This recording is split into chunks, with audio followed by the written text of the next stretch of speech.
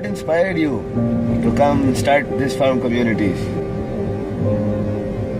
Yes, I was preaching to the youth 10 years before in Vallavidhyanagar, Gujarat.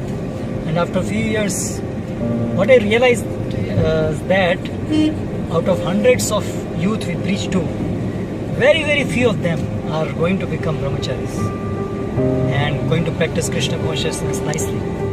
But rest of them, they leave that college and then they go to different cities, not able to get association of the devotees, and thereby get lost in Maya because of lack of devotee association, one thing, and second because of that intense working hours and that whole atmosphere.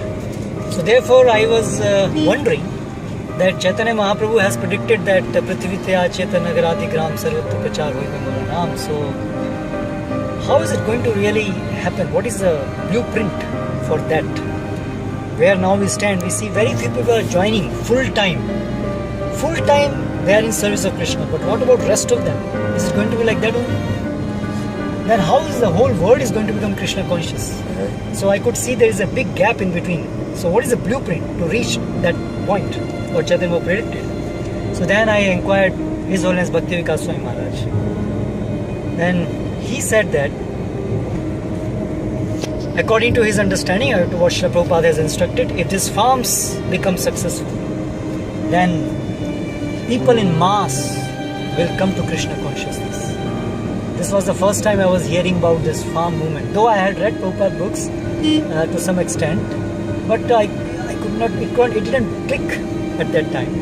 But after Guru Maharaj told me, then I studied more in detail, and then Maharaj referred me to one of the disciples of Srila Prabhupada, his Tejas Prabhu. And then gradually I came to understand that Srila Prabhupada, that was his one of the important strategy in revolutionizing this whole world into Krishna consciousness, that for the mass we should start these farm communities, and where we can gradually establish the whole Varna system, Varnashram system, so that people of all the Varnas can join full time. Now what is happening, if we are only in the cities, and that means city temples are basically meant for only brahmacharis or sannyasis in majority, that is full time preachers, that means brahmanas. But what about the rest of people?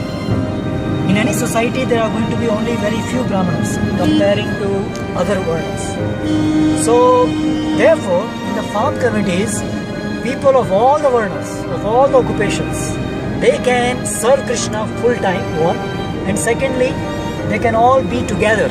All devotees can be together, always in devotee association. No need to associate with non-devotees except for preaching.